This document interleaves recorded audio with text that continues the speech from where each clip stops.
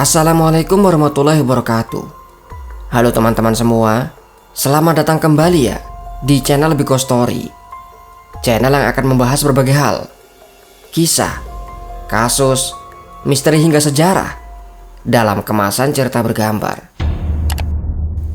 Namun sebelum melanjutkan videonya, bagi teman-teman yang selalu menanyakan konten horor, admin persembahkan kepada kalian buku cerpen Urban Horror Stories karya Faisal Aplanca, yang mana ilustrasinya dibuat langsung oleh Biko Story.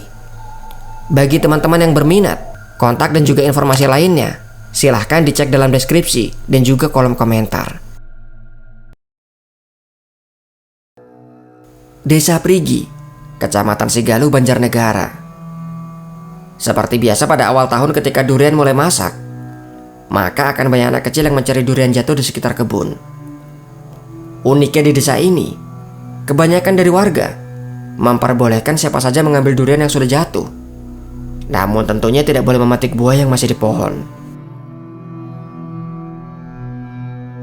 Itulah yang biasa dilakukan oleh Ma'ruf, bocah SD berumur 13 tahun. Ia kerap pergi mencari durian yang jatuh. Ada kegembiraan yang luar biasa ketika mereka bisa menemukan durian yang jatuh. Namun pada hari Jumat, di tanggal 31 Januari 2020, hingga hari mulai petang, Ma'ruf masih belum juga pulang, membuat orang tuanya pada saat itu menjadi khawatir. Padahal biasanya, sebelum hari gelap pun ia sudah pulang ke rumah. Kedua orang tuanya selalu mengingatkan agar ia jangan di kebun sampai dengan malam hari. Ma'ruf sendiri merupakan anak yang penurut dan selalu mengikuti perkataan orang tuanya. Hal inilah yang justru membuat orang tuanya semakin cemas. Tanpa menunggu waktu semakin larut, mereka pun mencari informasi kepada warga siapa yang terakhir bersama dengan Ma'ruf. Hingga akhirnya diketahui bahwa Kirah alias Bolot hari itu sempat bersama dengan Ma'ruf. Namun ketika mereka menemui Kirah, ia menjawab bahwa tadi memang sempat bertemu dengan Ma'ruf, namun hanya sekilas saja. Kirah sendiri adalah tetangga dari Ma'ruf dan baru pulang dari perantauan. Meskipun ia dikenal merupakan orang yang pendiam, namun rupanya Kirah cukup percaya diri untuk membuat konten vlog mengenai desanya. Kembali ke hilangnya Ma'ruf, karena keluarga masih belum menemukan dan hari pun sudah mulai masuk petang, akhirnya mereka meminta bantuan warga untuk bersama-sama ikut mencari. Salah satu yang ikut mencari adalah Nijo, yang juga seumuran dengan Kirah. Ia juga kenal dekat dengan Ma'ruf. Jika sampai petang Ma'ruf belum pulang, artinya memang ada masalah. Bersama dengan warga lainnya, Nijo ikut melakukan penyisiran. Satu persatu kebun dilewati, termasuk kebun milik Kirah.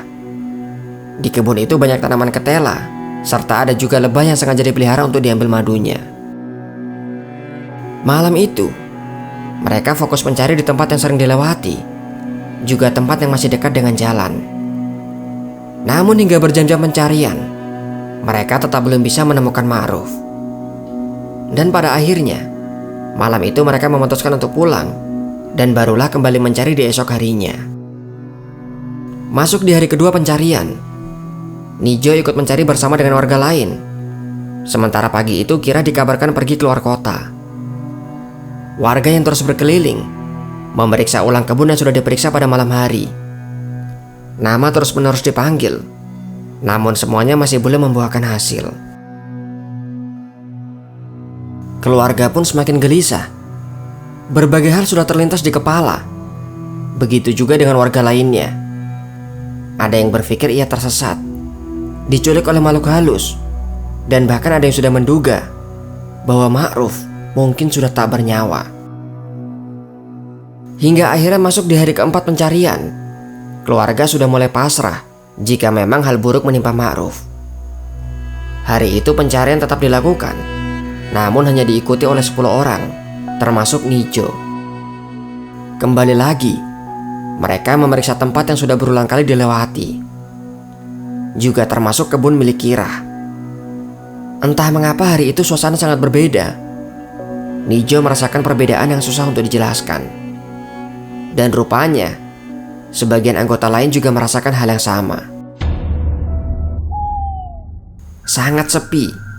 Itulah yang terasa pada malam itu. Suasana entah mengapa terasa sangat mencekam, membuat sebagian dari mereka memutuskan untuk pulang. Beberapa orang yang masih terus melanjutkan pencarian. Kali ini pun nyali mereka semakin diuji, karena di saat itu terdengar suara bocah yang memanggil. Suara yang lirih membuat bulu kuduk mereka meremang. Entah nyata atau hanya imajinasi, namun sebagian dari mereka memang mendengar suara itu. Dan di saat bersamaan muncul pula bau yang sangat menyengat, yang kemungkinan adalah bau bangkai. Kemunculan suara dan juga bau ini benar-benar membuat nyali mereka semakin ciut. Sebagian dari mereka yang masih bertahan pun pada akhirnya pulang. Namun di sini Nijo mengajak untuk tetap bertahan. Suara yang terdengar mungkin saja memang suara gaib, namun bau yang muncul kemungkinan besar adalah pertanda bahwa memang ada tubuh yang membusuk di lahan itu. Mereka yang awalnya sudah menepi di pinggir kebun pada akhirnya memutuskan untuk kembali masuk. Namun kali ini membawa peralatan yang nantinya digunakan untuk mengorek tanah. Satu persatu gundukan sampah dan juga tumpukan daun terus dikorek. Begitupun dengan tanah yang lembek. Tanah itu dicungkil untuk memastikan tidak ada yang terlewat.